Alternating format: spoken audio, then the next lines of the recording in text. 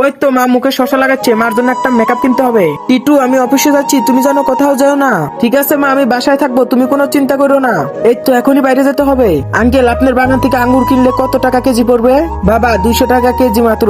ঠিক আছে আঙ্কেল, তাহলে আমি 2-3 কেজি নিলাম, অনেকগুলোই হয়ে গেছে, এবার আঙ্কেলকে টাকা দেওয়ার পালা। এই নিন আঙ্কেল আপনার টাকা।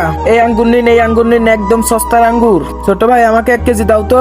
এই যে ভাই আপনার 1 কেজি তাজা আঙ্গুর। এই নে ছোট তোর টাকা। এই আমাকে 1 কেজি দাও। এই নিন আপনার আঙ্গুর। আরে টিটু কোথায় গেলি? আরে ছেলেটা কোথায় গেল?